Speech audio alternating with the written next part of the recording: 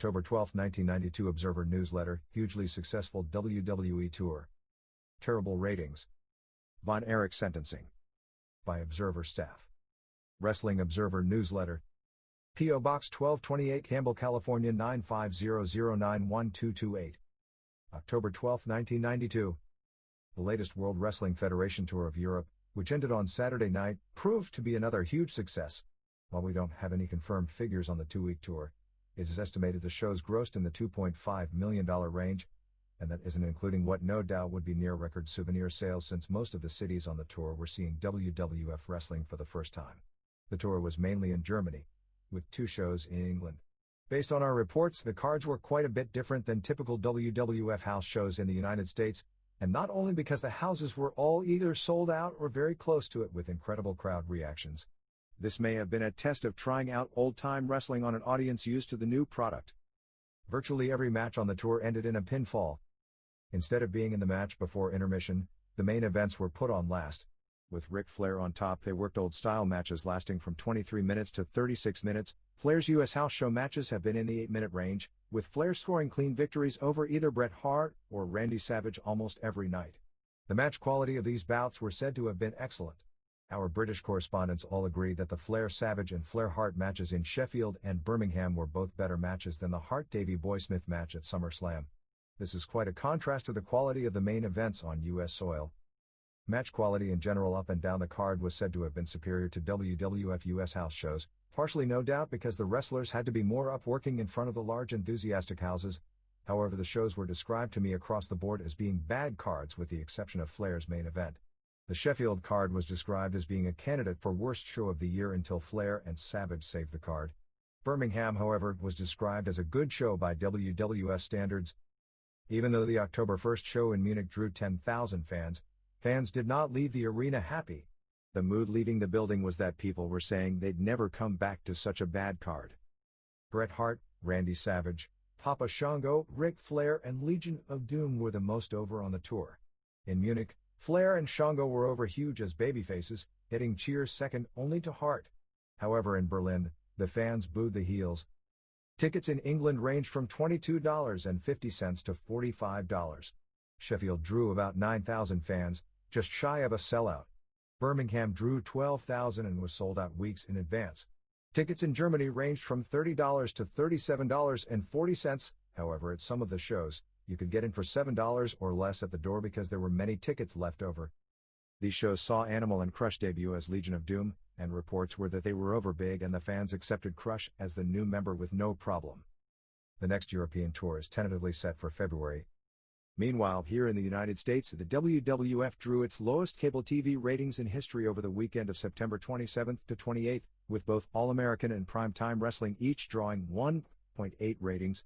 The inability of Primetime to move up in the ratings against a regular episode of Murphy Brown as opposed to the much-publicized season premiere, and against a less attractive Monday Night Football game as the week before surprised me. Over the same weekend, WCW Saturday Night with the 3 television main events, Rhodes vs. Roberts, Eden vs. Armstrong and Simmons and Wyndham vs. Barbarian and Roberts, increased to a 2.2 rating. Main event on Sunday was preempted for Braves baseball, and Power Hour did a 1.3.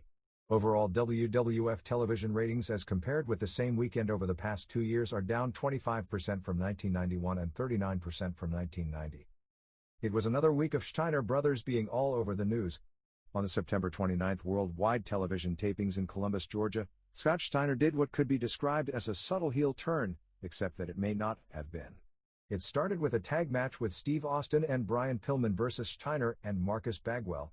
Steiner was getting worked over, and while his back was turned, Arnold Anderson came to ringside and destroyed Bagwell. Steiner then freed himself a few times to make the tag, but Bagwell was down on the floor. Finally, when Bagwell got to the apron and Steiner again freed himself, Steiner turned on Bagwell, throwing him into the ring and walking out on him, leaving him to be pinned. Later in the taping, during a TV title match with Rick Steamboat, which is scheduled to air October 16th, Steiner won the title with a subtle heel move. Early in the match, which was worked babyface style, Steiner took a bad bump and Steamboat opened the ropes and gave him a chance to recover. Later, when a similar thing occurred and Steamboat took a bad bump to the floor, Steiner, instead of giving him a chance to get into the ring, jumped on Steamboat just as he was getting into the ring and cradled him to win the TV title. Supposedly Steiner was told that he isn't turning heel, and that is just something to make the television more interesting. At the October 5th television taping in Center Stage, Steiner defended his TV title going to a time limit draw with Steve Austin, which also airs October 16th, in which he showed no sign of being a heel. Any long-term plans in regard to him are useless because of his contract situation. This became apparent the next day when the Steiners had another meeting with Bill Watts, which ended up in a less than amicable situation with them storming out of Watts' office.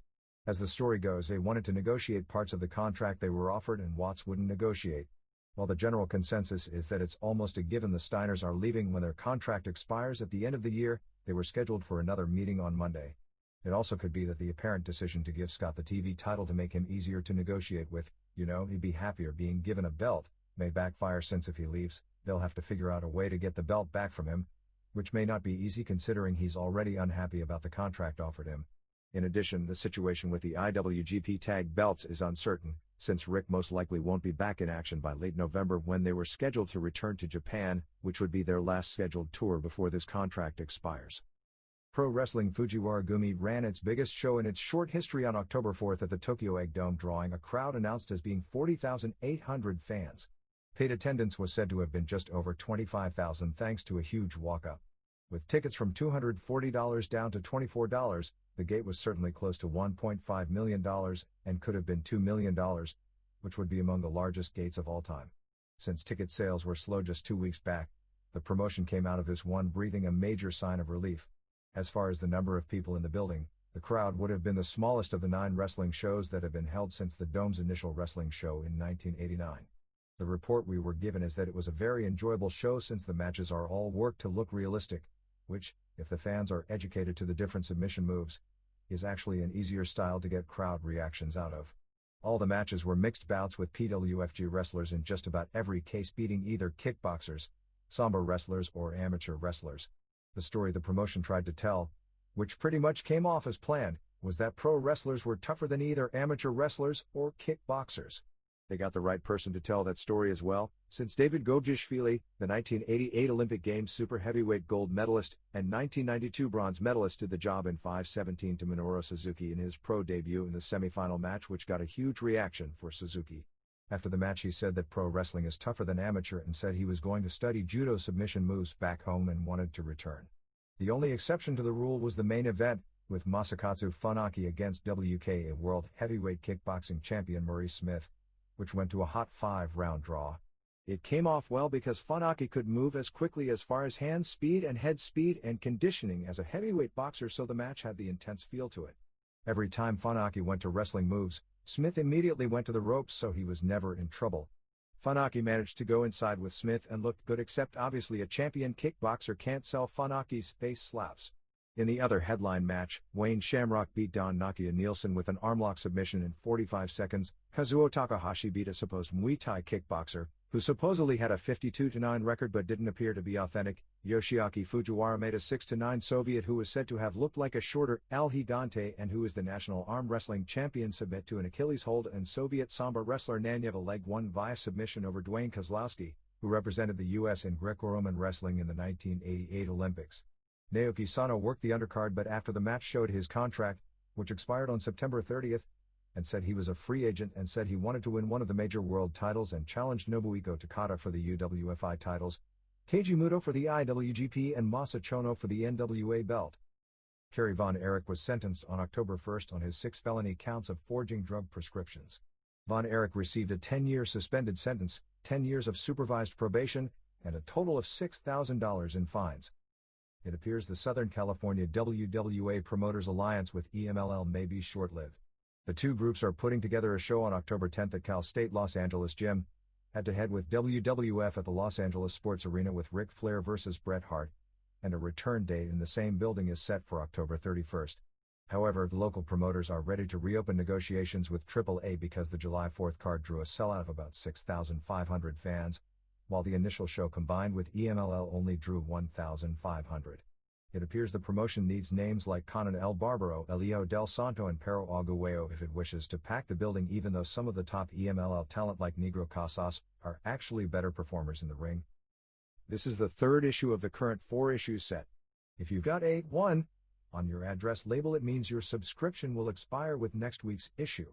Renewal rates remain $12 for issues, $24 for 16, $36 for 24, $48 for 32 up through $60 for 40 issues within the United States, Canada, and Mexico. Rates for the rest of the world are $9 for each set of 4 issues up through $90 for 40 issues for weekly airmail delivery. All subscription renewals or orders, letters to the editor, reports from live shows, news items and any other correspondence relating to this newsletter should be sent to the Wrestling Observer Newsletter, P.O. Box 1228, Campbell, California 950091228. News and results can also be left either via phone message at 408-379-8067 or via fax at 408-378-6562, afternoon Eastern Time on a daily basis, 9 a.m. Pacific. September business comparisons. Analysis. With the exception of All Japan, most of the recent trends of the past several months hold true once again. WWF interest in North America is way down from this period 1 year ago, with this being reflected in a larger drop in television ratings than any previous month, even with the first run of the Flair Savage match appearing on Primetime Wrestling. With the 2 lowest rated weekends in cable television history occurring this past month, both WWF and WCW each set all-time lows for cable ratings for a 1-month period. WWF house show business continues, as it has been since April, to be 30 to 40% below the previous year. This month the 30% drop is even more significant because in September of 1991, Hulk Hogan doing a movie, Randy Savage working the retirement angle, Roddy Piper temporary sabbatical, and Ultimate Warrior firing, considered the top 4 babyfaces in the promotion at the time, were all off the house shows. So the house shows we are comparing the current figures to were headlined by Big Boss Man vs. Mountie and Sid Justice vs. Undertaker. This year Warrior and Savage, considered the top 2 faces, are around. This also is the first time we can compare this year with last year without the H factor, Hogan, involved. In all the previous comparisons, we were comparing months in 1991 with Hogan, the biggest drawing card of the era, with those in 1992 without him.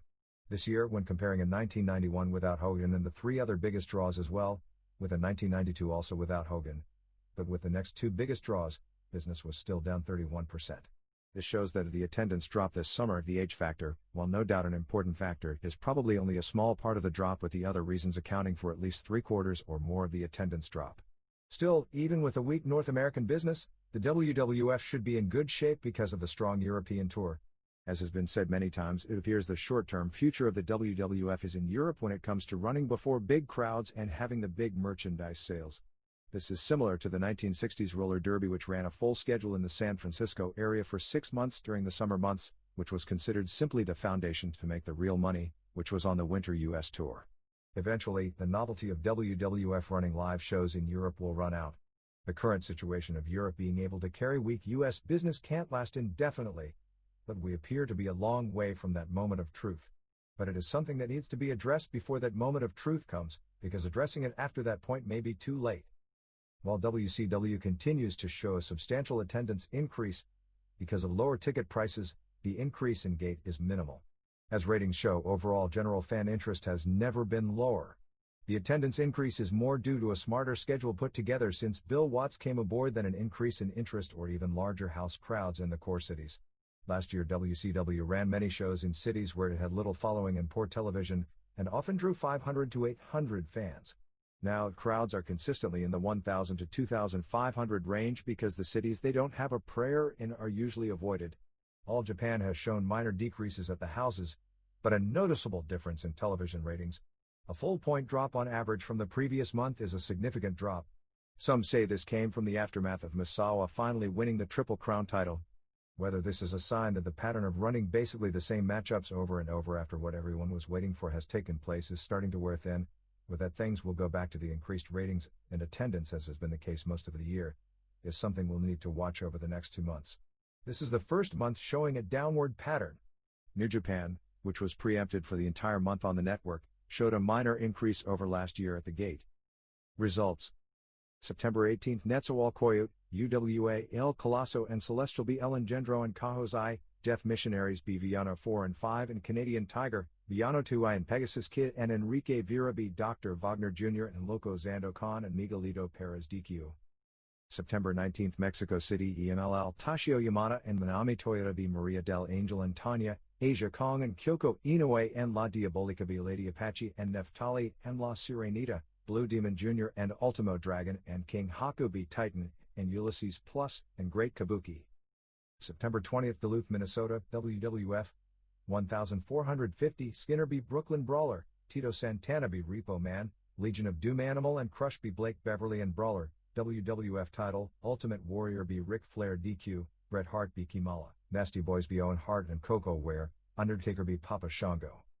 September 22nd, Brandon MB, WWF Wrestling Challenge taping, 6,000/paid unknown non-squash results, Big Boss Man beat Nels DQ, Bret Hart beat Blake Beverly, Boss Man beat Papa Shango DQ, Maxwell Moon, Paul Diamond beat Brooklyn Brawler, Crush beat Matt Bourne, Hart beat Razor Ramon, Moon beat Rick Martel DQ, Randy Savage beat Shango IC title, British Bulldog beat Kimala, WWF title, Ultimate Warrior beat Ric Flair Core. September 22nd, Osaka TV Studio Oriental, 60, Masahiko Takasugi beat Nobutaka Araya, Ryuma Go beat Katsuhiko Matsuzaki 5 straight falls, Hiroshi Itakura beat Magata. September 24th, Omaha, WWF, 1900, Repo Man beat Jim Powers, Shawn Michaels beat Jim Brunzell, Owen Hart and Coco Ware beat Double Trouble, Razor Ramon beat Jim Duggan, Big Boss Man beat Nels DQ, IC title, British Bulldog beat Mountie, Ultimate Warrior beat Kimala. 5 no-shows at Tatanka, Nasty Boys, Undertaker, Berserker. September 25th, Querétaro AAA winners and Super Colo and Mr. Magneto beat Heavy Metal and Psicosis, and El Picudo DQ 2.5 stars, Rey Mysterio Jr. and Misterioso and Volador beat Rocco Valente and Tony Arce and Vulcano DQ 3 stars, Tinieblas Jr. and Lizmark Jr. and Super Astro beat Blue Panther and Jerry Estrada and Ice Killer 2.5 stars. Fishman and Mascara Año 2000 and Espanto Jr. beat Lizmark and El Hijo del Santo and Perro Aguayo 3 stars. September 26th, Lansdale, Pennsylvania, WWWA, 350, Johnny Rebel beat The Anchor, Jack Hammer beat Tony Atlas DQ, Heidi Lee Morgan beat Arctic Fox, Paul Roma beat Marty Jannetty DQ, Tony Stetson Johnny Hot Body, Savage and Messenger beat Larry Winters and Dennis Diamond, Warlord beat Kerry Von Erich to win WWWA title. September 28th, Sheffield, England, WWF 9000, Rick Martel beat Tito Santana 1.5 star, Bushwhackers beat Kato and Skinner -5 stars, Virgil beat Genius 1 star, WWF Tag Title, Natural Disasters beat Money Incorporated 1.5 star, Bret Hart beat Papa Shango 1 star, Legion of Doom Animal and Crush beat Beverly Brothers 2.5 stars, WWF Title, Ric Flair beat Randy Savage 27-17 4.5 stars. September 29th, Birmingham, England, WWF, 12,000 sellout, Rick Martel beat Virgil 2.5 stars, Money Incorporated beat Bushwhackers 2 stars, Randy Savage beat Papa Shango 2 stars, WWF Tag Title, Natural Disasters beat Beverly Brothers 1.75 stars, Tito Santana beat Genius 1 star, Legion of Doom Animal and Crush beat Kato and Skinner 2 stars, WWF Title, Ric Flair beat Bret Hart count out 25-minute 4.25 stars. September 29th, Dundalk, MDWIN, Pain beat Metal Maniac, Ricky Blues beat Jimmy Jannetty, Agent Orange beat Todd Wilder, Elimination Match, Rip Sawyer and Dave Casanova, and AJ Fritzoid beat Sandman and Nick Tarantino in Morgus the Maniac. Win title, AC Golden beat Don Morocco DQ, Nikolai Volkov referee. September 29th, Fort Pierce, Florida, IWF, 300 Nuclear Assassin beat Sean Toon, Chubby Mo Cool beat Cliff Anderson DQ, Chris Proctor beat Denny Brown DQ, Dynamite Express DDQ Brown and Anderson, Long Riders beat Thunder and Lightning, Kip Winchester beat Stomper to earn 5 minutes with manager Nasty Ronnie. September 29th, Akita, JWP, prelim results unavailable, Dynamite Kansai Kirkyuti Suzuki, Mayumi Ozaki beat Plum Mariko, Devil Masami D. Akari Fukuoka 30 minutes.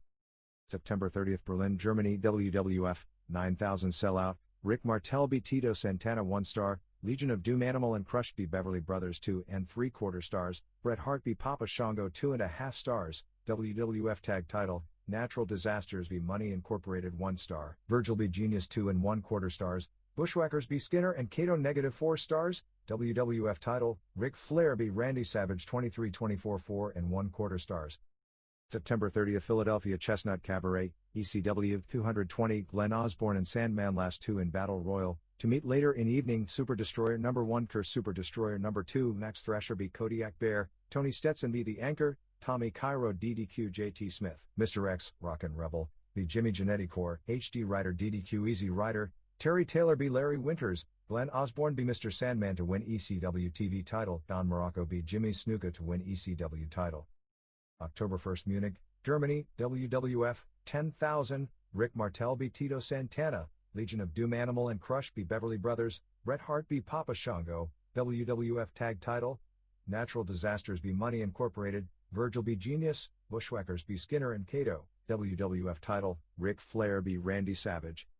October 1st, Ruskin, Florida, IWF, Randy Fuller b. Nuclear Assassin No. 2, Randy Rhodes b. Nuclear Assassin No. 1, Chris Proctor b. Java Rook, Long Riders b. Denny Brown and Cliff Anderson, Brett Cole b. The Possessor, Ned Brady. October 1st, Meadowlands in East Rutherford, New Jersey, WWF, 6,700, Tatanka b. Mountie 1 star, Jeff Jarrett b. Mike Sharp 1 1/2 star, Owen Hart and Coco Were b. Double Trouble 2 1/4 stars, IC title, British Bulldog b. Shawn Michaels 2 1/2 stars, Terry Taylor b. Jim Powers 1/4 of 1 star, Jim Duggan b. Repo Man 1/2 of 1 star, Ultimate Warrior and Undertaker and Big Boss Man b. Razor Ramon and Kimala and Nails 2 1/2 stars. October 1st, Altoona, Pennsylvania, WCW, 1,250, Eric Watts b. Diamond Dallas Page, Shane Douglas b. Dick Slater, Steve Austin b. Marcus Bagwell, Barbarian b. Barry Windham, Brian Pillman b. Brad Armstrong, Scott Steiner and Tom Zank b. Arnold Anderson and Bobby Eaton, Jake Roberts and Rick Rude b. Dustin Rhodes and Sting, WCW title, Ron Simmons b. Cactus Jack.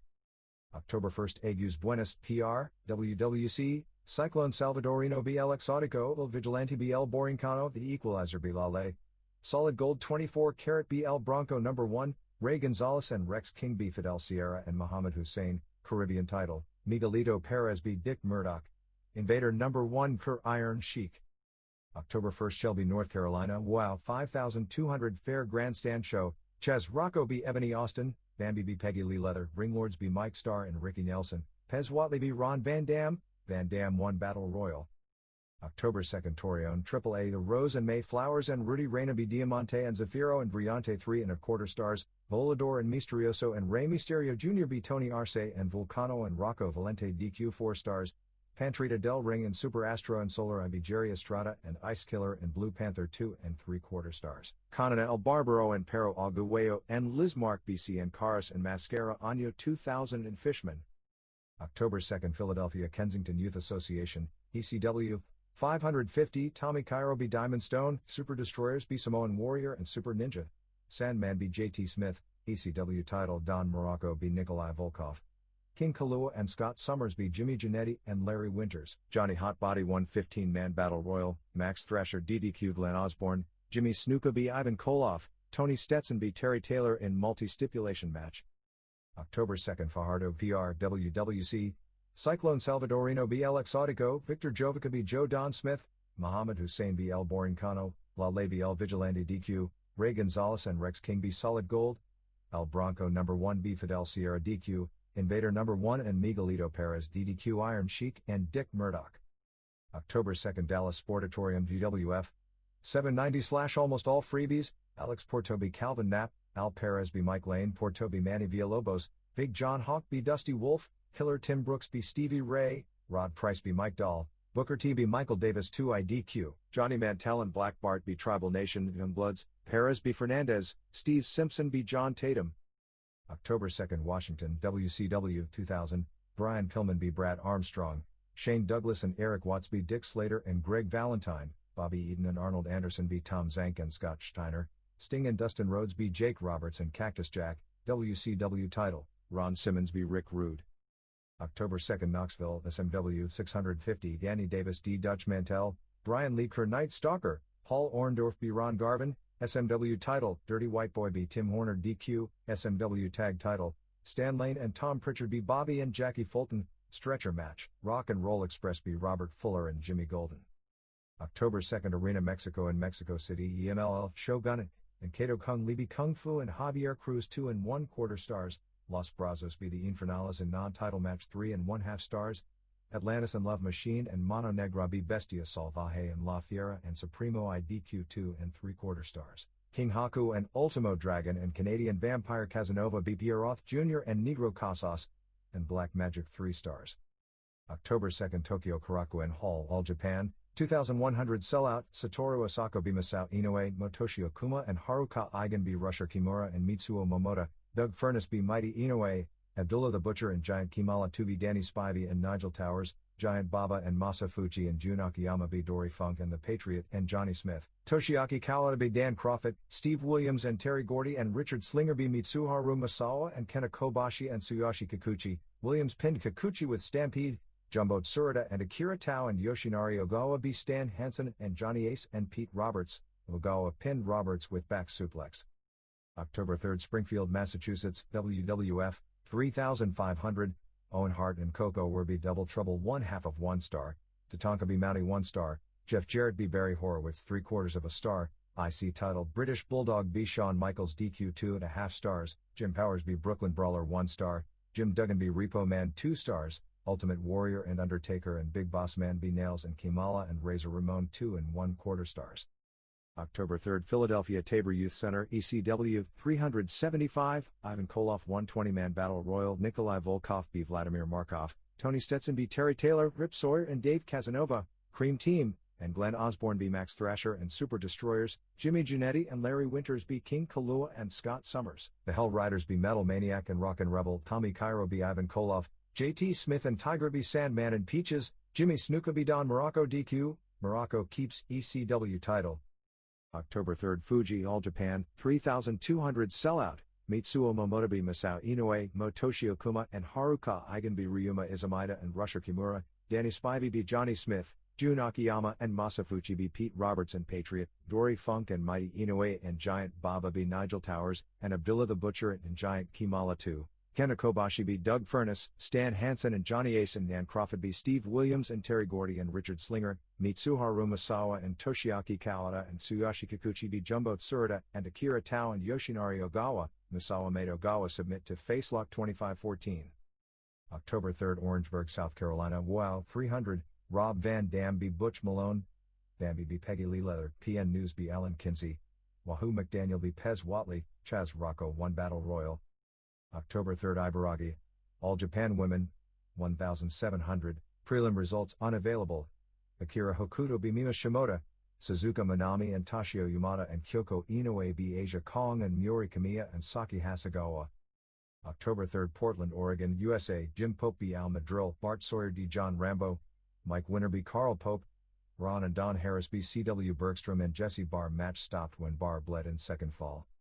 October 3, Harrisonburg, Virginia, WCW 1650, Eric Watts b Diamond Dallas Page, Shane Douglas b Marcus Bagwell, Steve Austin b Tom Zank, Barry Windham and Rick Steamboat b Dick Slater and Greg Valentine, Brian Pillman b Brad Armstrong, Scott Steiner b Arnold Anderson, Jake Roberts and Barbarian b Sting and Dustin Rhodes, WCW title, Ron Simmons b Rick Rude. October 3, Bayamon PR, WWC, The Equalizer b Cyclone Salvadorino, Muhammad Hussein b El Boring Cano, El Bronco No. 1 b El Vigilante, Fidel Sierra b Lale, Solid Gold b Rex King and Ray Gonzalez in non-title match, Caribbean title, Miguelito Perez b Iron Sheik, Universal title, Invader No. 1 b Dick Murdoch. October 3, Lynchburg, Virginia, WCW 1650, Marcus Bagwell b Diamond Dallas Page, Shane Douglas d Steve Austin, Brian Pillman b Brad Armstrong, Rick Steamboat and Eric Watts b Dick Slater and Greg Valentine, Jake Roberts and Rick Rude b Sting and Dustin Rhodes, Barry Windham and Ron Simmons b Barbarian and Cactus Jack. October 3, Boston, WWF, 4000, Owen Hart and Coco were b Double Trouble 1 1/2 star, Tatanka b Mountie 1 1/2 star, Jeff Jarrett b Barry Horowitz stud, IC title, British Bulldog b Shawn Michaels DQ 2.5 stars, Jim Powers b Brooklyn Brawler 1/2 of 1 star, Jim Duggan b Repo Man 1/2 of 1 star, Ultimate Warrior and Undertaker and Big Boss Man b Nails and Kimala and Razor Ramon 2.5 stars. October 4, Bluefield, West Virginia, WCW, 1400, Marcus Bagwell b Diamond Dallas Page, Shane Douglas and Tom Zank b Greg Valentine and Dick Slater, Barbarian b Barry Windham, Brian Pillman b Brad Armstrong, Scott Steiner b Arnold Anderson, Sting and Dustin Rhodes b Jake Roberts and Cactus Jack, WCW title, Ron Simmons b Rick Rude.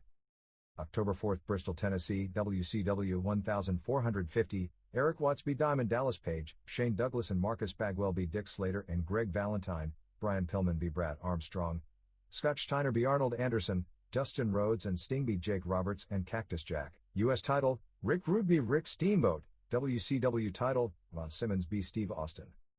October 4, Tokyo Egg Dome, PWFG 40,825,000 plus paid, Ryushi Yanagisawa D. Yuki Ishikawa 30 minutes, Joe Sorkov, Joe Malenko, B. Georgi Galdaba, USSR amateur wrestler, 802 reverse viper, toe old crossface, submission, Naoki Sano B. Jerry Flynn 1118 chicken wing crossface, Bart Vale B. Alexei Medji USSR amateur wrestler, knockout 1026 Nanyeva leg, USSR Sambo wrestler, B. Dwayne Kozlowski 859 Neelok submission, Yoshiaki Fujiwara B. Zaire Otarovich Shibaje USSR arm wrestling champion, 610 Achilles tendon submission, Kazuo Takahashi B. supplement O. Satesava, Thailand kickboxer 237 armlock submission, Wayne Shamrock B. Don Nakia Nielsen USA kickboxer 45 seconds armlock submission, Minoru Suzuki B. David Gojishvili USSR 1988 gold medalist freestyle wrestling, 1992 bronze medalist, 517 sleeper and body scissors submission, Masakatsu Funaki D. Maurice Smith,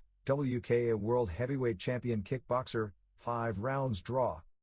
October 4th Hitachi All Japan Women, 2100 prelim results unavailable. Suzuka Minami and Yumiko Hatabe Bull Nakano and Tomoko Watanabe, Asia Kong and Saki Hasegawa and Debbie Malenko B. Akira Hokuto and Atsuko Mita and Mima Shimoda. October 4th Fort Knox, Kentucky MWA, Lisa Monroe and Tanya Tucker Split Oil Battle Royal, Monroe B. Nasty Girl, Dale Man B. Hitman Tony, Jimmy Stone The Sheik, George Weingeroff, B. Tracy Smothers, J.R. Hogg B. Man Mountain Buck, Mike Powers, Sergeant BDB Handsome Jimmy, Steve and Billy Moreno B. Rowdy Red and Penthouse Playboy, Bill Lewis. October 4th Dallas, Big D, 300, Elson Kong B. Chuck West, Rick Gregory B. Carl Colt Ned Madeline B. Dirty D, John Tatum B. Danny Davis, Bill Dundee and Big D B. Ray Evans and Scott Braddock, Black Hearts B. Jimmy James and Chris Barrett, Eric Fontaine B. Billy Steele, Terry Sims B. Gary Young, Randy Rhodes Kerr Chris Adams, Eric Fontaine 115-man Battle Royal. Special thanks to Shane Robinson, Oliver Kopp, Mike Omonski, Paul Adamovic, Dan Riley, Dr. Stephen H. Sims, Luis Fortuna, Brian Hildebrand, Jerry Lane, Freddie Fargo, Russ Moore. AAA. The SNL union strike against AAA continued this week, although promoter Raul Reyes is continuing to run his shows in small Mexico City arenas. At the same time, AAA canceled 2 of its cards scheduled for October 2nd, although I've got no idea if this was strike-related or not. But it doesn't appear the strike has been any kind of a serious hindrance. This group has booked the Palacio de los Deportes, 30,000-seat sports palace in Mexico City for its biggest show yet on November 21st. Expect them to build to a few major stipulation matches on that card. The show was originally booked to be a WWF card, but it appears the working relationship between the two promotions is off. The date of the card is interesting because EMLL traditionally runs many big shows on November 20th since it's the anniversary of the death of Salvador Luteroth, the original promoter and founder of Lucha Libre. The EMLL and UWA already announced this week a combined card at El Torreo in Naucalpan on November 20th, which is a specific retaliation move to this show. This past weekend's television show had nothing memorable other than a continuation of building an eventual Blue Panther vs. Super Astro match for the Mexican middleweight title, as in a 6-man with Astro and Tinieblas Jr. and Lizmark Jr. vs. Panther and Jerry Estrada and Ice Killer. Astro for the second week in a row pinned Panther to win the third fall. This coming Sunday's television is said to have been pretty hot, mainly because of the match with the Destructors, Rocco Valente and Tony Arce, and Vulcano vs. Volador and Misterioso and Rey Mysterio Jr., which was rated at 4 stars, and said to have been one of the most spectacular matches in a long time, including Mysterio Jr. doing a Move of the Year candidate. Mysterio on TV this past week did a dive through the ropes feet first into a dropkick, which ends up with a pretty nasty bump on one shoulder and elbow on a concrete floor.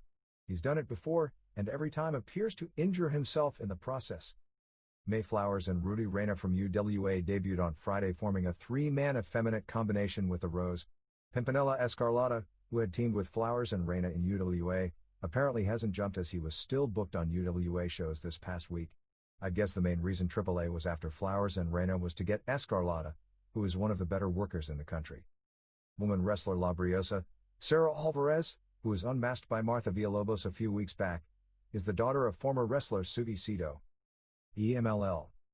A lot of uncertainty behind the scenes here. In an article in the October 5th Mexico City News, columnist Dan Denton, a former EMLL worker, wrote about the problems in this group, which go a lot deeper than just crowds falling off because so much of the talent has jumped to AAA. Denton reported, "I have been told on numerous occasions by people working for this office that some of the wrestlers have been paying former booker Juan Herrera, who was recently fired, money for getting them the best position on the cards and the best bookings.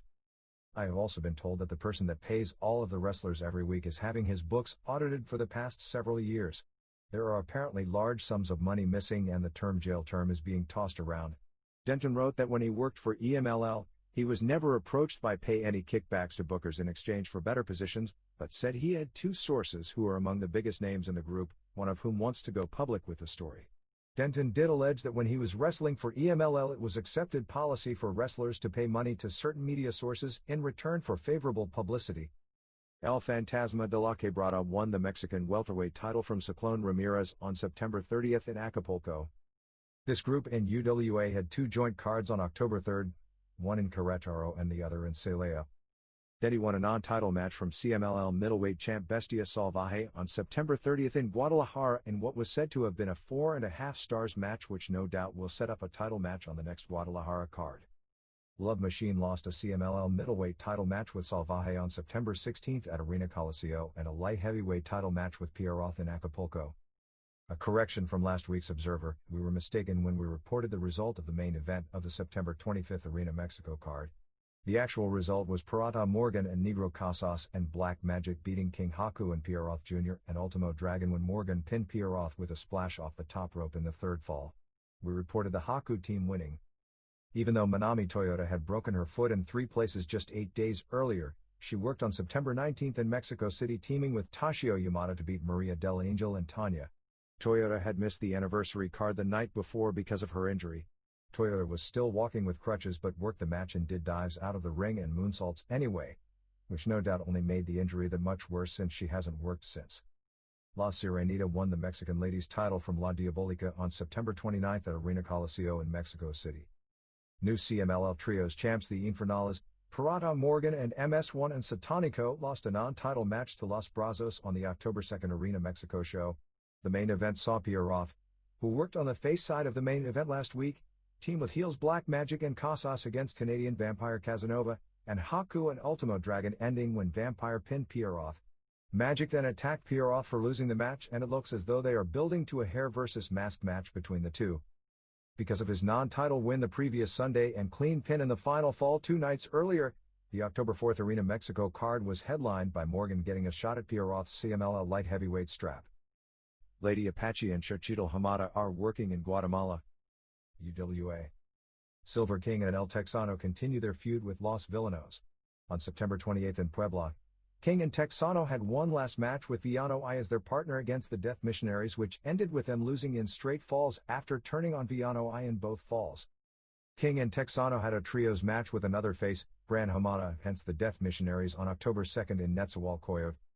El Tori Infernal, billed at 7 feet tall and 350 pounds, debuts on October 17th. Assume it's Butch Masters, who previously worked here as El Gigante Warrior, under a hood.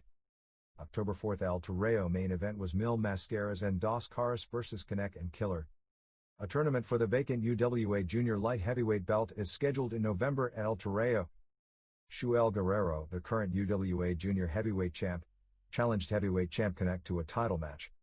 The October 18th and October 25th El Toreo cards will probably be loaded up since they are in honor of 15 consecutive years of Sunday afternoon shows at the Bull Ring. All Japan. This group opened up its 20th anniversary tour on October 2nd at Tokyo's Korakuen Hall with a television taping with Jumbo Tsuruta and Akira Tao and Yoshinari Ogawa over Stan Hansen and Johnny Ace and Pete Roberts, from England, in the main event when Ogawa pinned Roberts and Steve Williams and Terry Gordy and Richard Slinger down Mitsuharu Misawa and Kenta Kobashi and Tsuyoshi Kikuchi when Williams stampeded Kikuchi in what was said to have been an excellent match. The other TV matches which aired Sunday night saw Toshiaki Kawada pin Dan Crawford and Giant Baba and Masafuchi and Jun Akiyama over Johnny Smith and The Patriot and Dory Funk. It was Akiyama's second pro match. Akiyama is this group's prized pupil and apparently already looks really good. He was described to me as having a really good chance to become a superstar here as he works like a 5-year veteran even though he's only had 3 pro matches at this writing, similar to the level of Hiroshi Hazi during his rookie year in Calgary where he picked things up so fast. Akiyama may have even more potential because he's got more natural size than Hazi. Seiji Sakaguchi appeared on the 20th anniversary party on October 1st. Nippon TV is going to run a 90-minute television special, similar to the last TBS Clash, on Halloween night combining both the major matches from the October 21st Budokan card with highlights from All Japan over the previous 20 years. TV ratings the past 2 weeks have been subpar, with September 20th doing a 4, January 2nd 0.0 and September 27th doing a 3. February 3rd 0.2. It is no secret this group has started to lose some steam since late August, with the main complaint being it's the same guys against the same guys on television week after week. What kept people tuning in apparently is they were waiting for the day when Misawa and Kawada finally overtook the veterans. This Sunday's television show will be taped October 7th in Osaka, with Tsuruta and Tao defending the PWF World Tag Team titles against Gordy and Williams, who won a non-title match from them on August 22nd at Budokan Hall, and Kobashi and Kikuchi defend the Asian Tag Team titles against Crawford and Furnace in a rematch of the May 25th Miyagi match, which is a Match of the Year candidate, plus Baba and Dori vs. Abdullah and Kimala 2. October 9th at Korakuen Hall has Tsuruta and Tao and Fuchi vs. Kobashi and Kawada and Kikuchi, Gordy and Williams and Slinger vs. Patriot, and Ace and Smith, Hansen and Spivey vs. Abdullah and Kimala 2, and Misawa and Akiyama vs. Crawford and Furnace. October 11th in Yokohama is a television taping with Misawa vs. Tao, Baba and Dori, and Tsuruta vs. Gordy and Williams and Slinger, Hansen and Ace vs. Kawada, and Kobashi and Fuchi defends the PWF Junior title against Ogawa. October 17th in Mito is a taping with Tsuruta and Tao and Ogawa vs. Misawa and Kobashi and Kikuchi, Hansen and Spivey and Smith vs. Gordy and Williams and Slinger, Kawada vs. Ace and Funk, and Patriot vs. Kimala 2 and Abdullah. Series ends on October 21st at Budokan Hall. Sold out the first day tickets went on sale, with a Misawa vs. Kawada dream match for the Triple Crown on top, plus a Legends match with Baba and Dori and Hansen vs. Tsuruta and Gordy and Andre the Giant, Williams and Spivey vs. Patriot and Kobashi, Tao and Ogawa vs. Kikuchi and Akiyama, and Crawford and Furnace vs. Butcher and Kimala 2. Spivey was recently engaged to the daughter of Dick Destroyer Bayer, who lives in Japan, and they're scheduled for a December wedding. New Japan. Big Van Vader has pulled out of the tag team tournament because his knee hasn't recovered enough from the operation 4 weeks back. No word yet on a replacement, although Vader and Tatsumi Fujinami were the defending champions and the tournament was to start on October 8th.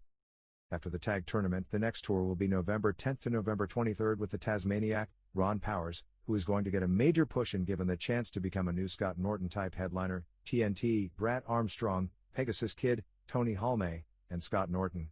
They are running Tokyo Sumo Hall on both November 22nd and November 23rd, with major shows with Sting and the Steiner brothers advertised, although Rick Steiner's appearance is obviously questionable. One would expect, with the Steiners' contract up just a few weeks later, that if Rick could work and a new agreement hasn't been reached by that time, and by that time I'd figure it would be well known if they were going or staying, this would be the time to get them to drop the IWGP tag belts. IWGP World Champ Keiji Muto was married on October 4th in a much-publicized major ceremony at the Keio Plaza Hotel in Tokyo. The mystery wrestler who faces El Samurai for the IWGP Junior Heavyweight title on the October 18th Chiba show is most likely going to be Dean Malenko. All Japan dropped Dean, who contacted New Japan, and they apparently will use him. Bad news for tape traders. TV Asahi seemingly has wrestling very low on its list of priorities. They finally aired the September 23rd Yokohama Arena show, Chono vs. Steve Austin, this past Saturday afternoon. But it was then announced they are only going to air wrestling 3 more times during the remainder of 1992. When Kensuke Sasaki comes to the US in 2 weeks, besides working several WCW dates, many against Rick Rude, he'll also work one show for Eddie Sharkey in Minnesota for wrestling and television publicity purposes. Other Japan notes. War wrestler Tatsumi Kitahara, as part of the storyline, went to the New Japan office on October 1st and put together a 6-man tag with New Japan skinheads Shiro Koshinaka and Kengo Kimura and Masashi Aoyagi versus War Trio Kitahara and Masao Orihara and Genichiro Tenryu for the War card on October 21st in Sapporo. The stipulation is that if the War team loses, that there will be no more inter-promotion matches and the feud will be over, so obviously, since the big money is in the Riki Choshu vs. Tenryu and Antonio Inoki vs. Tenryu matches, one would suspect Tenryu's team isn't going to lose. All Japan Women announced their 1992 Tag Team Tournament from October 17th at Tokyo's Korakuen Hall through December 5th with Manami Toyota and Toshio Yamada, Ija Kong and Kyoko Inoue, Miori Kamiya and Kwaro Ito, Mariko Yoshida, and Takako Inoue, Yumiko Hata, and Suzuka Minami, Etsuko Mita and Mima Shimoda, Bat Yoshinaga, and Tomoko Watanabe, Debbie Malenko and Saki Hasegawa, and entering and working the entire tour are FMW women Eriko Tsuchiya and Yukari Maedamari.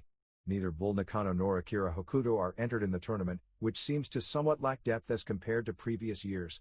This group also has a major card planned for November 26 in Kawasaki, with Nakano defending the WWWA World title against Kong, Toyota and Yamada defend the WWWA Tag title against a mystery team, Kyoko Inoue vs Hokuto for the Pacific title. Yoshinaga defends her WWWA Martial Arts title against someone called Kamikaze, who is billed as the World Karate Association U.S. Featherweight Women's Champion in what may be a shoot, and Maidamari, and Tsuchiya vs Yoshida and Takako Inoue.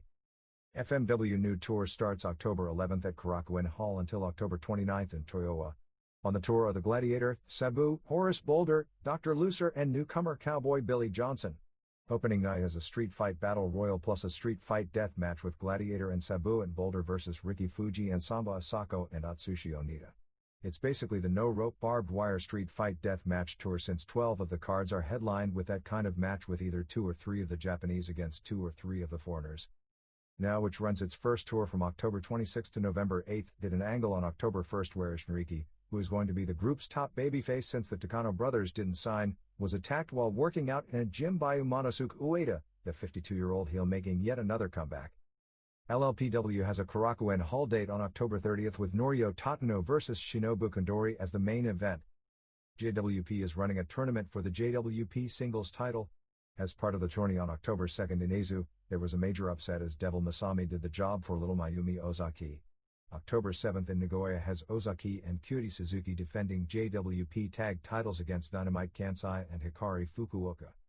Next Wings tour is October 28 to November 10 with Kim Duke, Kevin Sullivan, Gypsy Joe, as an exhibition wrestler since he's officially retired, Jimmy Backlund, Jason the Terrible, the Headhunters, Lucifer, Steve Collins, Leatherface, Michael Kirchner, and Crush the Terminator.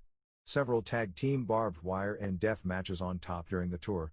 Backlund has a Wings Junior title defense against Lucifer on November 4, while Headhunters defend Wings tag belts against Mr. Pogo and Terminator on November 6 and Pogo and Mitsuhiro Matsunaga on November 10. Rings on October 29 in Nagoya has the first round of the Mega Battle Tournament to determine the toughest gladiator who walks the earth, which continues with quarterfinals on November 13 in Osaka, semifinals on December 19 at Tokyo Ariake Coliseum, and the tournament final on January 23, 1993 at Tokyo Bay NK Hall.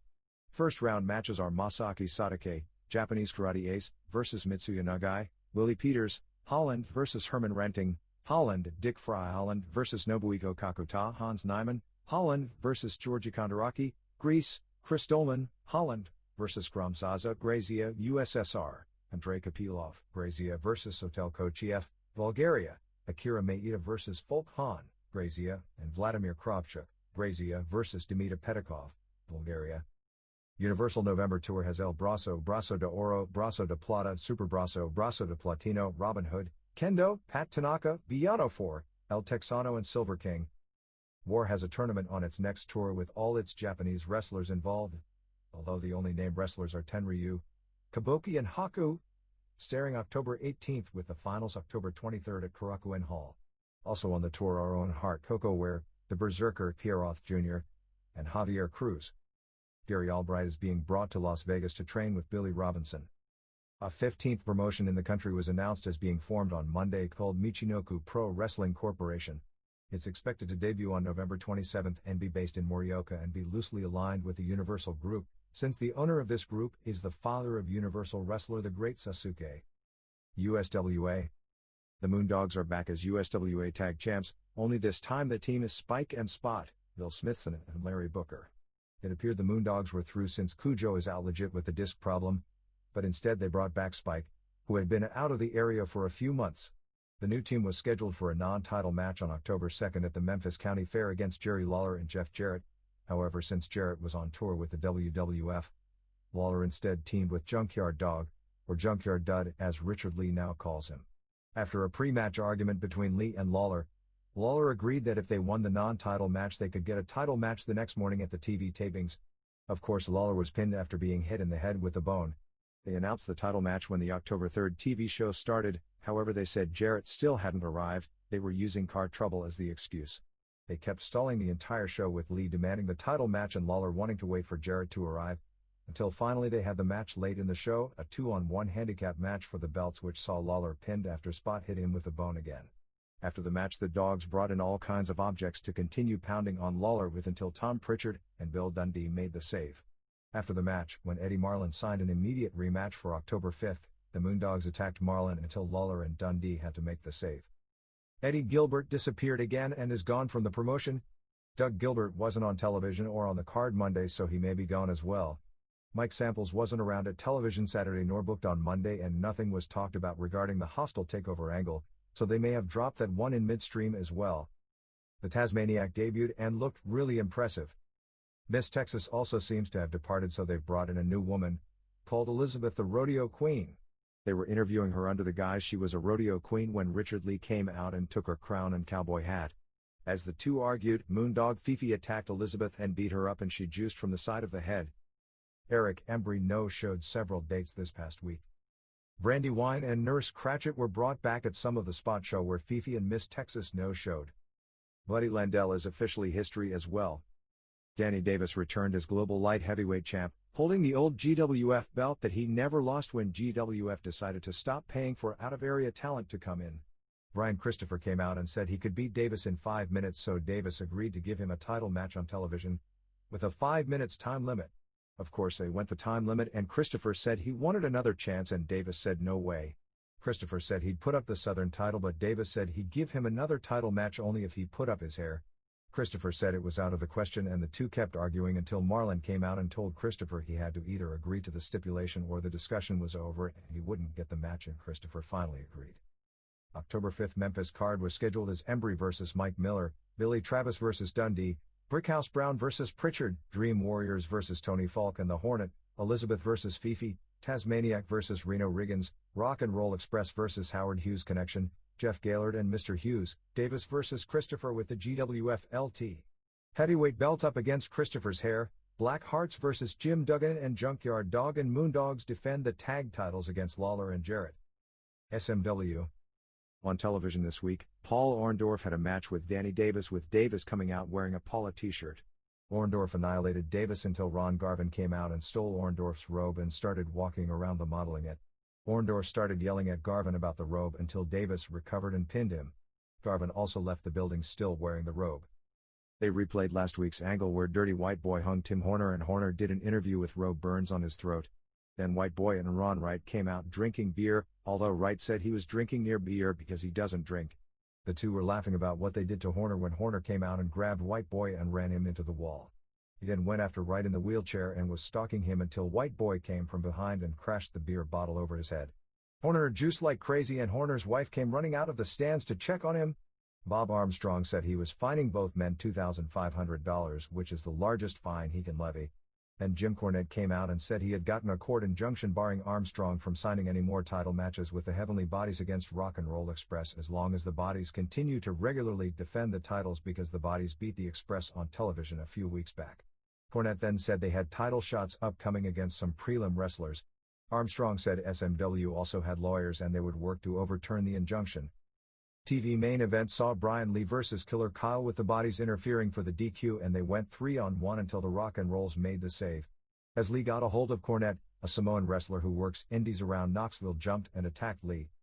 The guy who is sending all the threatening letters to Lee and Bob Armstrong is supposed to show up to meet Armstrong face-to-face at the October 12th television tapings in Hayside, Virginia, who no doubt is Kevin Sullivan. Mongolian Mauler disappeared in showing all his house show matches with Lee, and he was replaced by Night Stalker, Brian Clark. This group lost its TV in Beckley, West Virginia until Thanksgiving, so was forced to cancel all its house shows in that city until the end of the year. Because of that, they only ran one show this past weekend, in Knoxville, drawing about 650. This TV is in storyline and pacing fashion, almost exactly like early 1980s Mid-South wrestling. Texas. The GWF held Interference and Foreign Object Night on October 2nd at the Dallas Sportatorium. Of the final 6 matches on the card, 5 had either an interference or foreign object finish. First, Killer Tim Brooks beat Stevie Ray of the Ebony Experience when there was a ref bump and Manny Fernandez came off the top rope with a foreign object on Ray. Then after a clean finish where Rod Price beat Mike Dahl, Booker T beat Michael Worthington Davis 2 via DQ, and Fernandez tossed Davis a moonrock as a foreign object, but Davis was caught with it. Then the Rough Riders, Johnny Mantell and Black Bart, beat Tribal Nation, Mark and Chris Youngblood, when Bart used his branding iron as a foreign object. Al Perez beat Fernandez when Davis tossed in the moonrock, but Perez got it and used it on Fernandez. And finally, Steve Simpson pinned John Tatum after a ref bump, and Rod Price's attempt to hit Simpson with a metal bar backfired when John Hawk made the save for Simpson and Tatum's head went into the metal bar. An interview was held where Skander Akbar said that if Manny Villalobos can't pay him $40,000 by the next 10 days, Akbar will foreclose on his mortgage. Sebastian wasn't there this week, and they announced there was a parade in his honor in Des Moines. October 9th as Brooks vs. Ray in a death match, Price vs. Brody Powers, Ron Powers, John Hawk vs. Bart, Simpson vs. Davis, and Ebony Experience vs. Tatum and Action Jackson. Ironically, Tatum and Jackson are feuding on the rival Big D mats. Big D's anniversary show drew about 300 paid, with them bringing in Bill Dundee, Danny Davis, the Blackhearts, and Chris Adams. Blackheart supposedly stole the show. Eric Embry returns on October 11th, teaming with Big D against Gary Young and Randy Rhoads, plus promoter Chris Love wrestles Hill manager The Handsome One. Here and there. Dennis Coralluzzo has a show set for November 14th in Wayne, New Jersey, with Terry Funk vs. Eddie Gilbert, Sabu vs. Chris Candido. Ironically, the plan is just a few days later for Sabu and Candido to form a new tag team in the FMW tournament, Boy Gone Bad and the Tank and Chris Evans vs. Spider and AC Golden and Al the Sledgehammer and Misty Blue vs. Linda Dallas. Correction from last week's Roy Shire obit. Shire was in the hospital 5 days, not 10, before he died.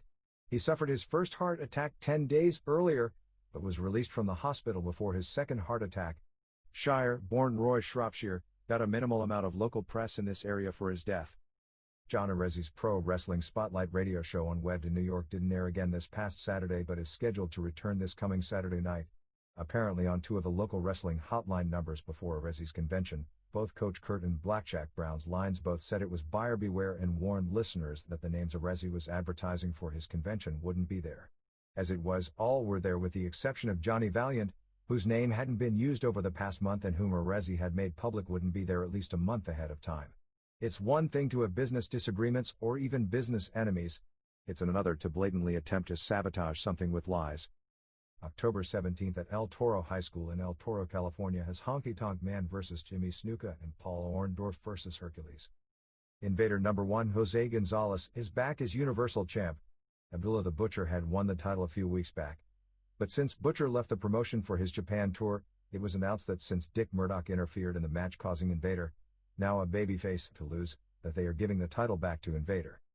Bobby Fulton has shows October 17th in Hillsboro, Ohio, and October 18th in Jackson, Ohio with Fantastics, Bobby and Jackie Fulton vs. Wild Bunch, Mike Kelly and Al Snow, and Buddy Lendell vs. Ron Garvin.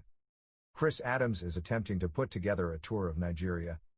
Kevin and Kerry Von Erich had a card last week scheduled for Oklahoma City with themselves on top with no big names and $15 and $20 prices under the World Class banner. They plan on running monthly.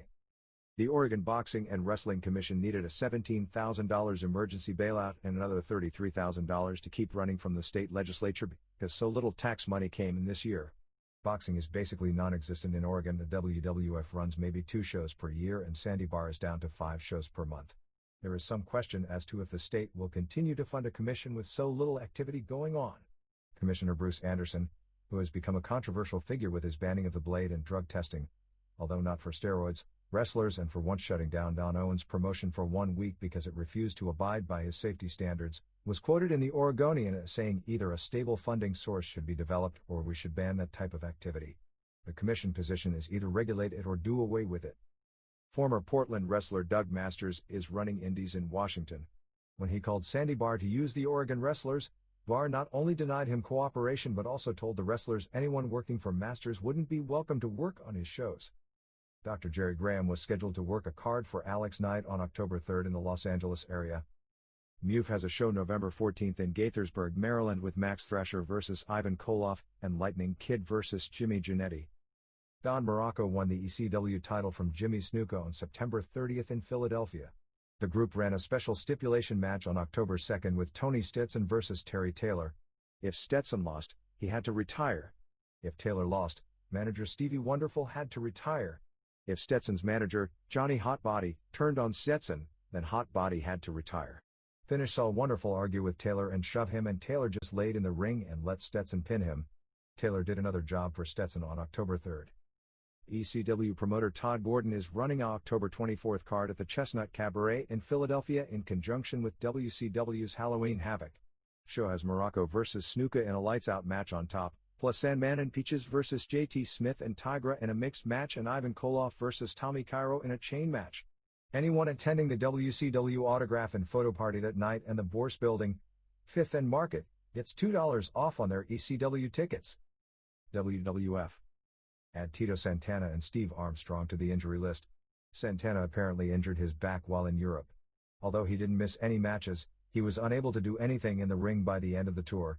Armstrong, working as Lance Cassidy, apparently suffered a shoulder injury his first night in and missed the second night of tapings. Undertaker, who broke his shoulder a few weeks back, was back in action starting this past Thursday at the Meadowlands in the six-man which headlined all the US shows with him and Ultimate Warrior and Big Boss Man over Nails and Razor Ramon and Kimala. The matches aren't as bad as they sound since Bossman worked the first 9:30 to get the heat, made the hot tag to Warrior who did his 90 seconds of moves and tagged Undertaker who did one move, a choke slam and pin on Kimala, every night. Jeff Jarrett debuted and worked all the house shows. Most fans had no idea who he was and he didn't get over well. Since fans didn't know him and he doesn't have the size fans are accustomed to seeing or the spectacular moves to impress them upon initial viewing, lots of boring chants in many of the cities during his bouts with Mike Sharp and Barry Horowitz. Randy Savage's divorce is now final. From the video that aired, it seems Bob Backlund is going to get a monster push, including matches with Ric Flair in 1993. It's funny how times change. Backlund, who hasn't been wrestling regularly in the US since 1985, seems to have picked up upon not being around a rep for being a great technical wrestler. In reality, while he was a good amateur wrestler, Division II national champion in 1971, which is a long way from being a Division I All-American like Scott Steiner, Gary Albright, or Steve Williams, as a pro, his technical wrestling moves were primitive as compared with the standards set in most of the pro wrestling world. He was the kind of a guy who needed a great opponent to carry him, although he was legendary among wrestlers for his stamina so he could keep up any pace for as long as just about anyone. Backlund admitted on TV he was 43 years old, so I guess they are trying to get back the audience they've lost by giving them a middle-aged hero. George Foreman got over incredibly well with the same gimmick, but Foreman was a lot better interview. The video on Backlund was so well put together and they may be able to get him over based on image creation. In the Northeast, he's been gone long enough and at one point he was a big enough name to where his return may have some nostalgia value to those who grew up watching him. But in the rest of the country, he's largely an unknown and an unknown who lacks charisma. Legion of Doom Hawk still hasn't gotten his release. Terry Taylor debuted on the road as well on the October 1st Meadowlands show. WrestleMania has been moved from Madison Square Garden. Animal was trying to get his younger brother Mark the job as the new Legion of Doom partner since Crush was only officially a member for the European tour, but it looks like Crush was a success. Matt Bourne worked as a heel jobber for Crush on his second taping and so I guess that speaks for his long-term future. Next TV tapings are Monday and Tuesday in Regina and Saskatoon, Saskatchewan. After that are October 26th to 28th in Springfield, Illinois, Terre Haute and Louisville, one of which will be the taping for the Fox Network November prime time special. WCW. Things continue as a state of continual flux. It appears based on television tape through October 16th, which is 1 week before the card. The top matches will be, aside from Simmons Barbarian, Rude Chono and Sting Roberts, Rude, working twice defending the US title against Nikita Koloff, Rhodes and Wyndham defending the tag team titles against Terry Gordy and Steve Williams, and a TV title match with Scott Steiner versus either Rick Steamboat or Steve Austin. But things will probably change. For those in this area, we'll be having a Halloween Havoc get-together here on October 25th. They did an angle to set up the return of Paul E. Dangerously, who is scheduled to return at the October 6th tapings in Gainesville, Georgia at the October 5th center stage tapings. Bill Watts came out while Rude and Medusa were doing an interview and asked Rude if Dangerously was still his manager, and Rude beat around the bush before finally saying that he was, and Watts informed Rude that Dangerously had signed Rude to an open contract to defend the US title at Havoc. Rude said it was fine with him to have a title versus title match against Chono, but Watts said that they were putting him in a second match on the card against Koloff. I guess this is to finally write the story of the Rude Dangerously breakup, but didn't it already happen months ago? Ironically, Koloff missed the weekend house shows after jamming his shoulder doing a double tackle spot with Barbarian on September 30th in Columbus, Georgia. The October 11th Omni card was cancelled after the disastrous house last time. Tony Atlas debuted October 5th as a heel in the Butch Reed spot as Barbarian's tag team partner, no doubt being groomed for some matches with Ron Simmons. He's using a swinging full Nelson submission. Also debuting was Robbie Walker, who I suspect is Hurricane Walker from the Iguo working as a tag team partner of both Shane Douglas and Tom Zank in squash wins. Others on the way in are Johnny Gunn, Tom Brandy, who most recently worked AWF in Puerto Rico, who may form a tag team with Zank, and Chris Benoit, who is currently scheduled to appear at the October 27th television tapings before going back to Japan for the November tour. A guy with an auto racer gimmick got a tryout, although I'm not sure who he was. Michael Hayes is officially no longer with Arnold Anderson and Bobby Eaton with no apparent explanation. Anderson and Eaton won a TV squash with no Hayes, and Hayes never talked about his association with them during his main event commentary this week. Pillman and Shane Douglas had a match for airing October 16th, ending when Douglas gave Pillman the belly-to-belly on the floor and both men were injured. They continued the Wyndham turn angle on television Sunday. Austin and Pillman came out to challenge Wyndham and Rhodes for their newly won tag titles, and Pillman was calling Rhodes names and Rhodes accepted. Wyndham then got mad at Rhodes for accepting without consulting him and basically said he was the team captain and since he had the most experience, he should be making the decisions for the team. The match took place on October 5th, however Wyndham wasn't there and Rhodes teamed with Brad Armstrong instead. Wyndham came to ringside looking noticeably unhappy with Rhodes' performance, and finally Wyndham did a run-in to cause Rhodes and Armstrong to lose via DQ, and the two continued their heat. Talk as they'll start running B Showtowns in November. Austin and Pillman have a few tag matches booked, but aren't going to be a regular tag team after all, as was in the cards just 1 week ago. Austin pretty much was vehement about nixing that idea.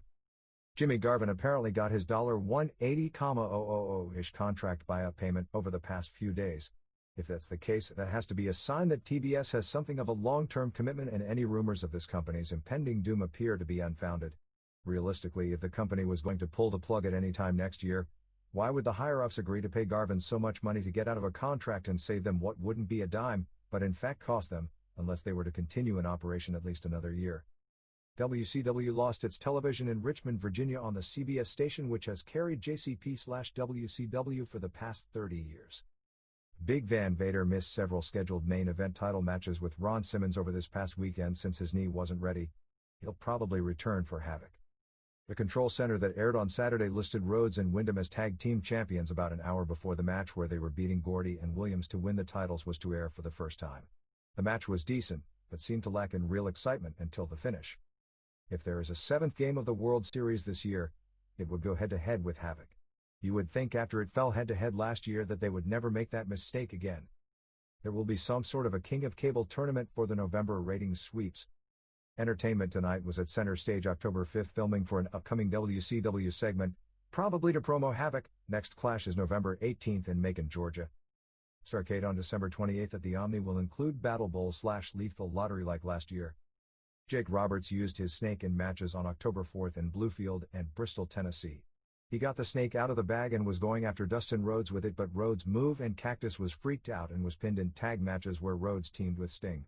The Bristol card, which was the 5th house show in a 50-hour period, they did double shots on Saturday and Sunday, was said to have been a horrible card with everyone looking like they'd just worked their 5th show in 3 days. The readers' pages. Brandon Osborne of 3420 New Harmony Road, Evansville, Indiana 47720, will trade a current Memphis videotape or any video from his collection in exchange for 2 of the following figures: Bruce Wayne, Catwoman, or Robin. We'll also trade tapes for some Marvel action figures. We'll trade 2 tapes for Marvel supersize Venom dolls.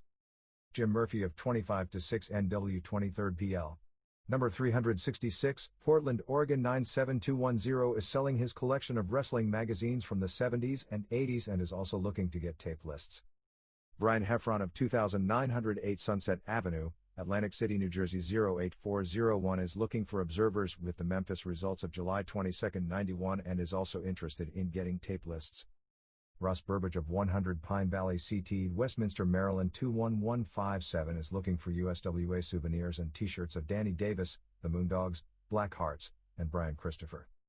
Rich Mancuso of P.O. Box 610, Throgs Next Station, New York 10465 is putting out his weekly Keep It in the Ring newsletter, and all former listeners to his radio show in New York can get a sample copy with a SACE. Brian Hildebrand of 3800 Mount Troy Road, Pittsburgh, Pennsylvania 15212 is looking for a tape of the Country Music Awards that aired on September 30th. Carl Sukoff of 127 Watts, 82nd ST #5D New York 10024 is looking for NWA tapes from the mid-80s and WWF tapes from before 1985. Cliff Brenner of P.O. Box 167, Dobbs Ferry, New York 10522 is selling his entire wrestling collection of newsletters and books. Send and Sace for more details.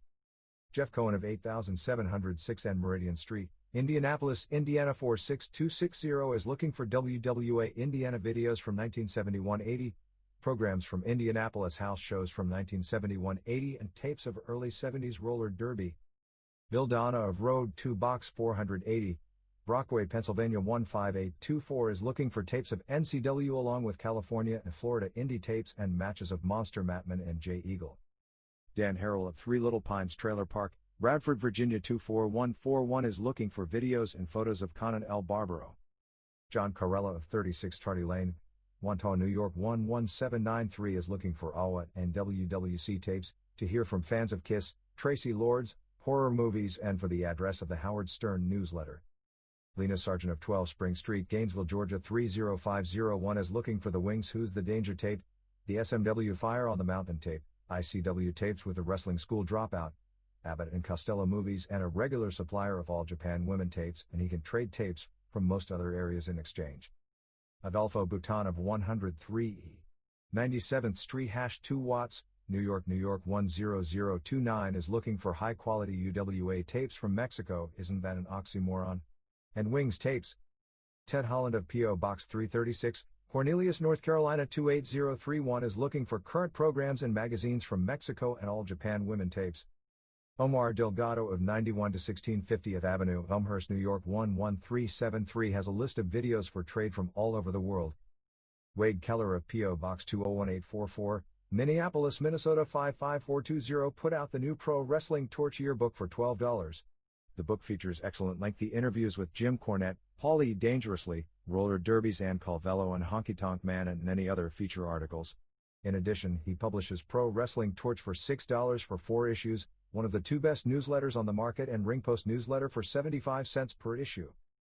Black Scorpion Wedding. On September 19, Emilio Olacia, who wrestles as the Black Scorpion in the USWF, married his longtime girlfriend Connie Bryant before the matches at the Gastonia, North Carolina National Guard Armory. The bride wore a white dress with a train and was given away by Jimmy Valiant, who wore a white tuxedo. Rather than the groom lifting the bride's veil for the ceremonial post-match kiss, the bride unmasked the groom.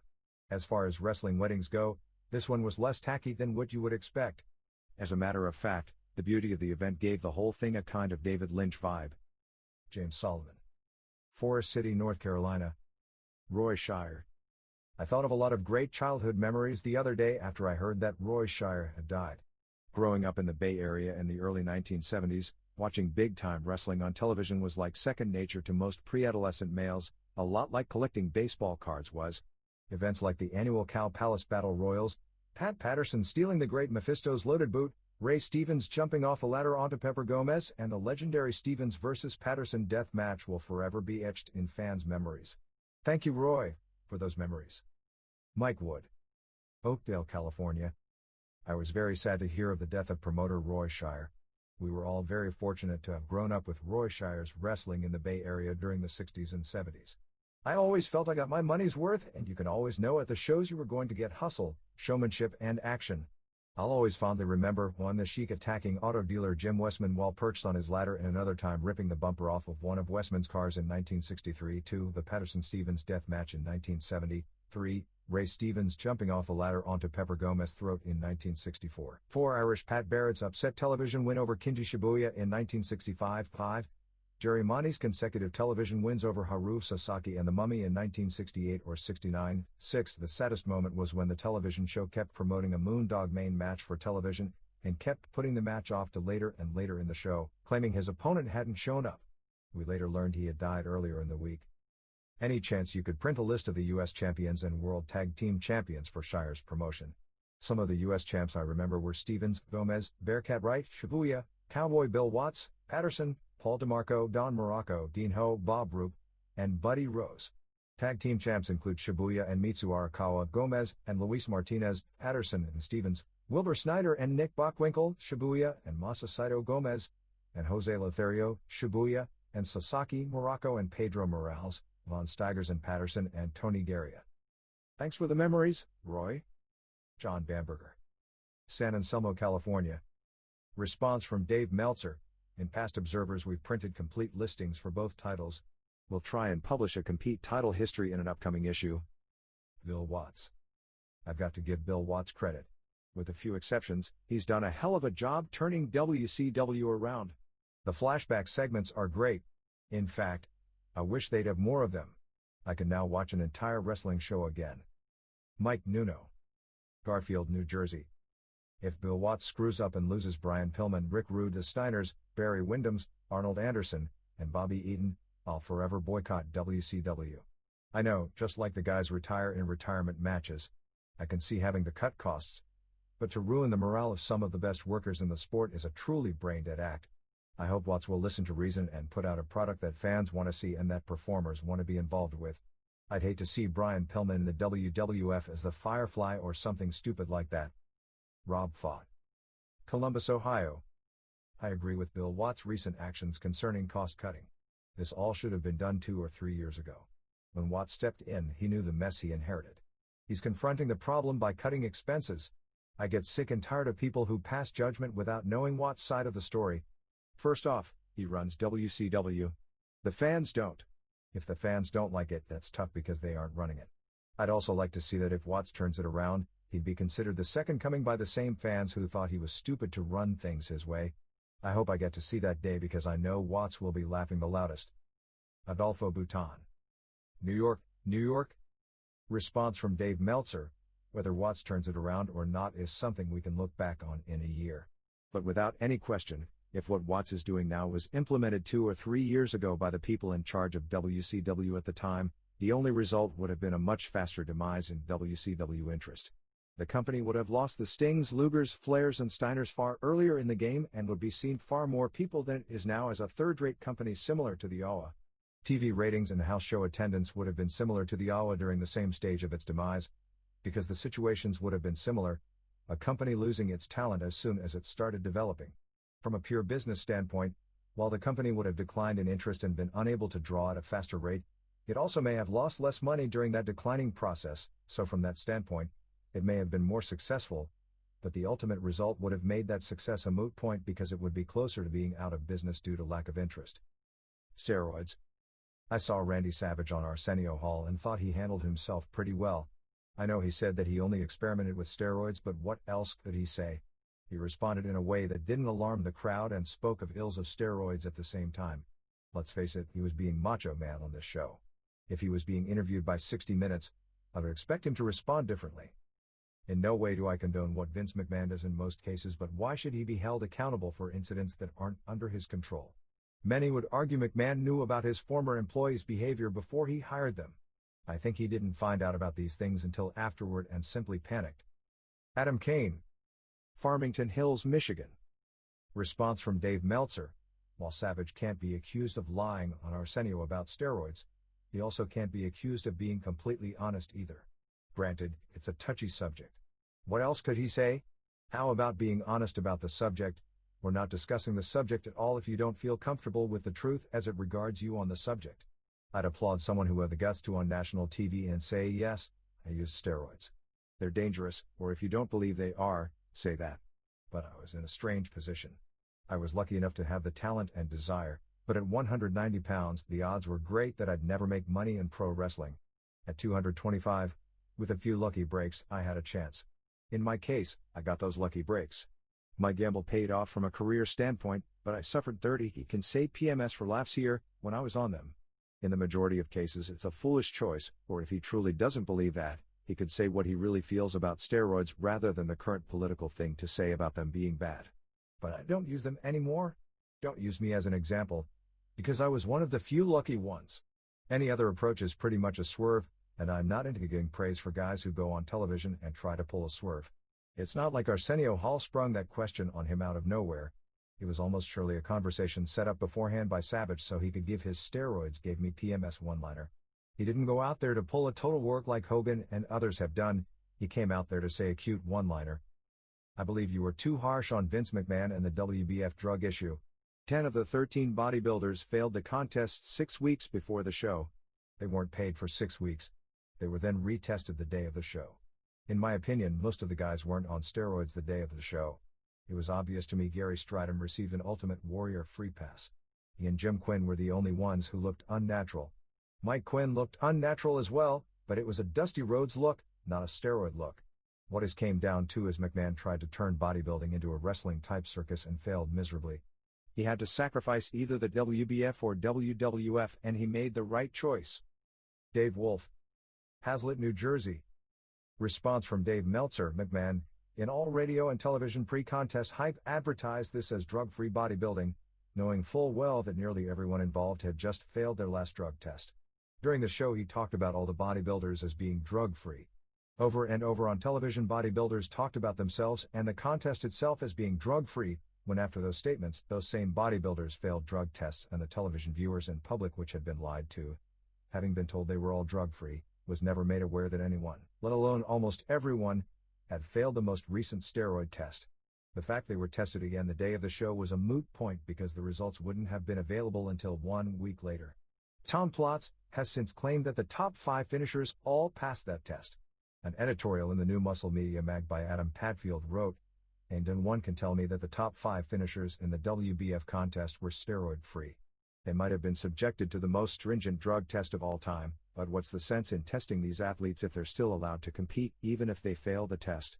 McMahon, on the advice of Dr. DePasquale, did suspend the bodybuilders from receiving their paychecks for 6 weeks, but the timing of that suspension ended just before allowing them to compete in what he was hyping as a drug-free contest. I believe just about every bodybuilder in that contest was taking less than they had in the past, and many, probably most, could have been off drugs for the last few weeks before the show, judging from their condition as compared to their condition in past contests. But drug-free doesn't mean 46 weeks of the year on drugs and the last 6 weeks being clean. It doesn't mean the ability to pass a high-tech drug test, either. Smoky Mountain. I was front row for Smoky Mountain's Fire on the Mountain card here in Johnson City on August 8th, and it was the best live card I've seen in years. There were 8 matches and not a dud among them. Not only was the wrestling hot, but the fans received everything they had been promised for the price of their ticket, which were very reasonably priced, I might add. There were 0 no-shows. All 23 wrestlers and managers scheduled to appear did so. Every match came off exactly like it was scheduled in the program. The stipulation matches occurred as they were promised.